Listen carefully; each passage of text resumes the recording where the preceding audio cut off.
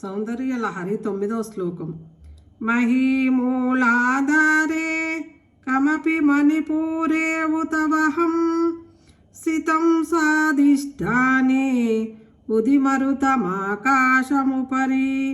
మనోపి భూమధ్యే సకలమపి పిత్వా కులపతం సహస్రారే పద్మే సహరహసి పత్యా విహరసే.